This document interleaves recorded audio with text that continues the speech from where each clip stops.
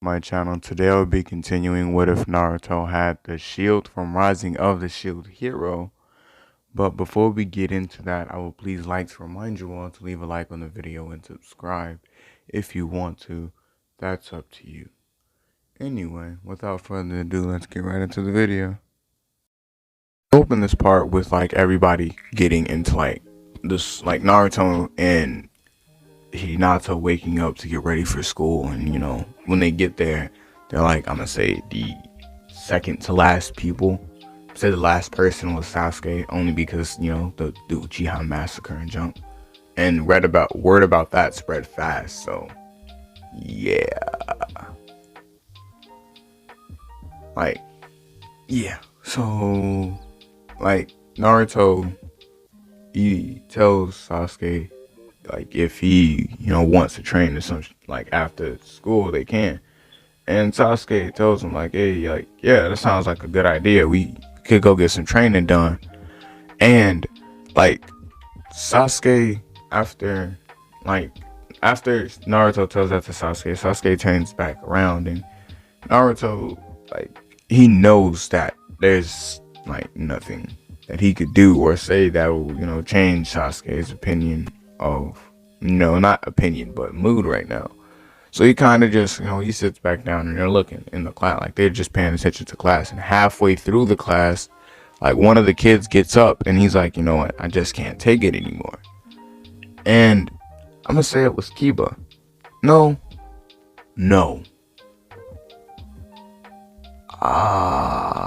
Yeah, because I kind of like making fun of Kiba. I don't know why.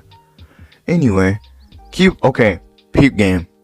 Kiba is like the Yamcha's version. Kiba is like Naruto's Yamcha. That's it. Kiba is like the Dragon Ball Z equivalent of Yamcha, but in Naruto. The only difference is I'm gonna say that like what Kiba didn't die to Cyberman.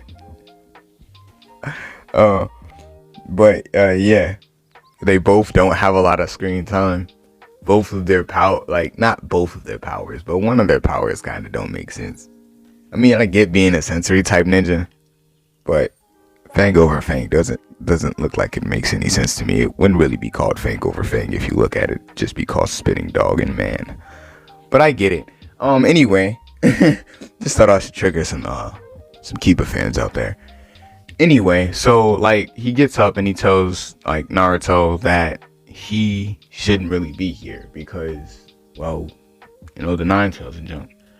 And like the teacher tells him to sit back down, and Kiba tells him like, I don't know how y'all could just sit here and act like he just can't turn around and kill us all. Like if he really wanted to, he could just get up, take a deep breath, and blow the village up. And Naruto looks at him, he's like, you make a good point. The problem with your points is as you're making the same point, you're making the guy that can do it angry, which isn't such a smart idea. How is it, Kiba? And Kiba stops and he tells him like, see, that's your problem. He stops and he starts telling Naruto like, that's your problem. You always threatening somebody. And Naruto looks at him and he's like, I just started threatening people. Y'all been threatening me since I was born. From what it looks like. Or from what I could remember, from when he could remember, not from when he was born. It wouldn't make any sense because no one knew.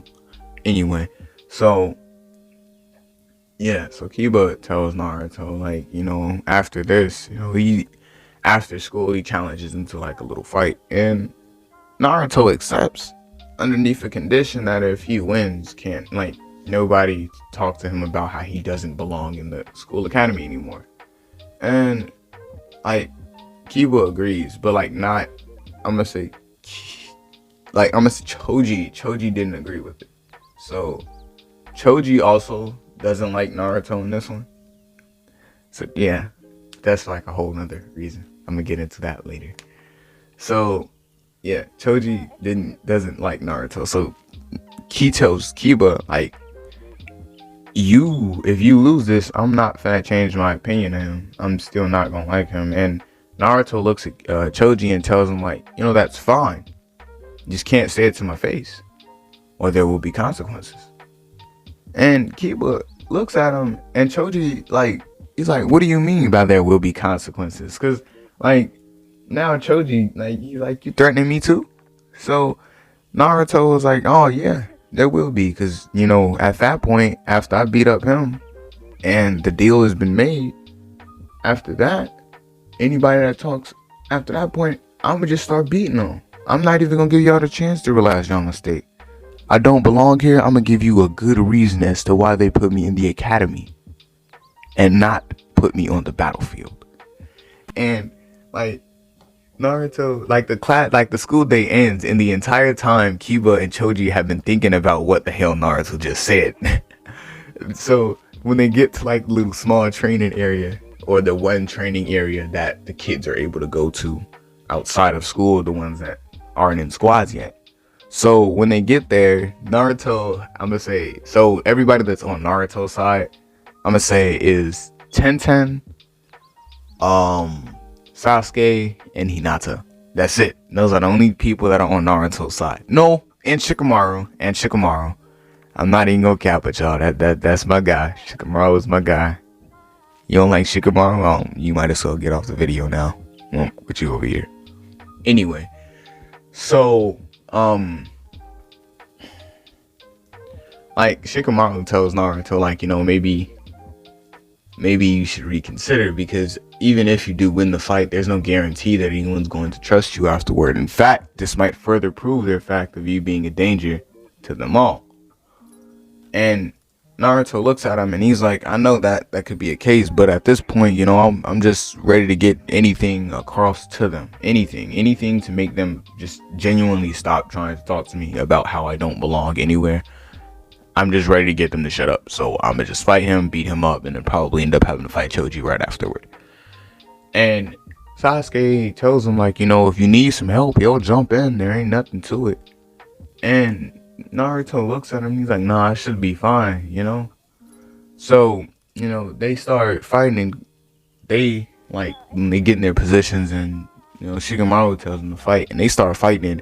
For a decent bit of the fight, Naruto was doing nothing but blocking, but, you know, what else could you expect?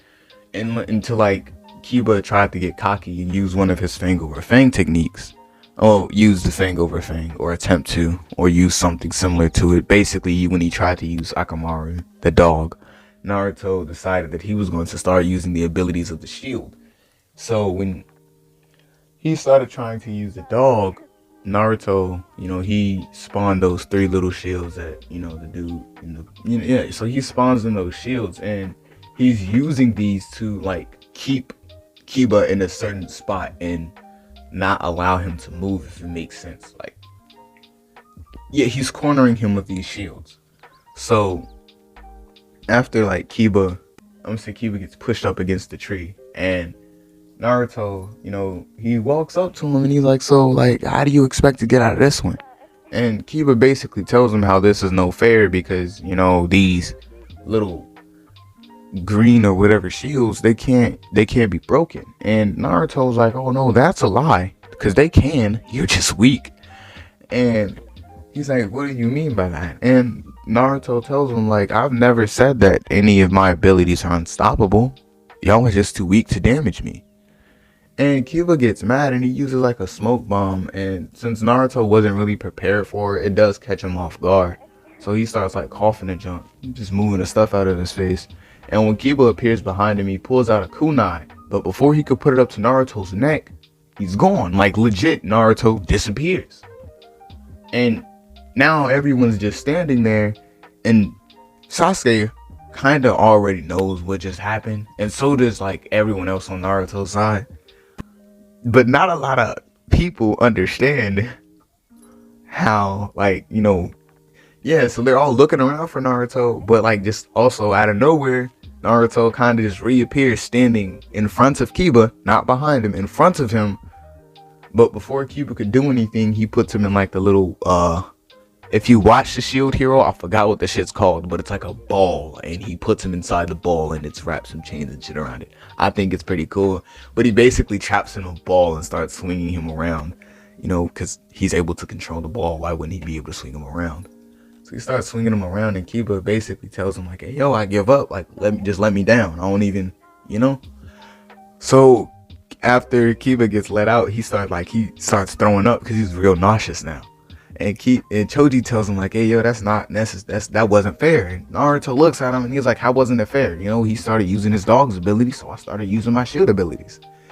And he tells him like, you know, but you train with your shield. And he was like, so he trained with his dog. He had his dog since probably birth or something like that.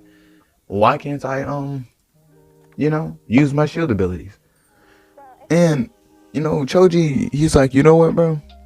You know, tomorrow after school, we could come back to this exact same training field. You know, actually, no, a couple of months from now, I want to come back to this exact same training field. But this time it's going to be me and Kiba versus you. And Naruto was like, you know what? That's fine. I am perfectly okay with that. Y'all can do that. Please come back so y'all can get handed another L. And Choji, you know, he grabs Kiba, and Kiba is like, he is so nauseous, he can't stand. That's how bad it is.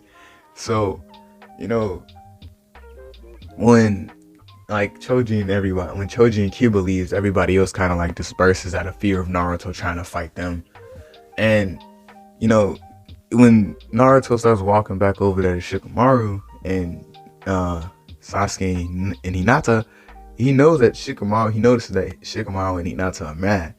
And like he asks them why they're mad, and they tell him that you just proved their point. Like, now you just made even more enemies. Now I'm pretty sure that majority of them in there are now afraid of you and are probably going to end up spreading more rumors about how evilish and devilish and, you know, evil you are, therefore allowing more people to become your enemies. Naruto, you're not thinking.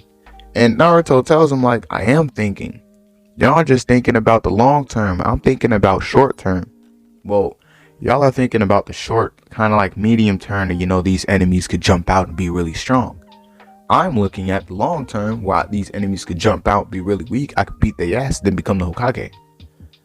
And Sasuke was like, I never really thought about it like that. You know, you just make some enemies, bring them back to the village, beat their ass, become the Hokage for saving the rest of the village, even though it's your fault in the first place. And like Naruto was like, no though, but I'm not gonna do that, because that's not even you know, the ninja. You know, you're not supposed to bring your problems back to your village. And Sasuke tells him, he's like, so what are you gonna do? Are you gonna just endanger some people outside the village? And Naruto's like, no, because see, if I make the enemies come to me. I don't have to make them come out, just like with Kiba and Choji.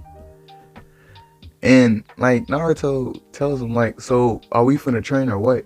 And Sasuke tells him, he's like, sure, but like, do you have any type of offensive move? And Naruto kind of like looks at him, he's like, I don't know, I'm starting to work on some stuff now. I haven't, you know, necessarily been able to train offensive moves because, you know, I can't necessarily use offensive moves.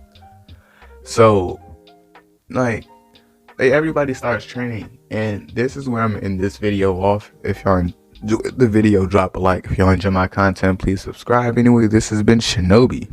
Peace.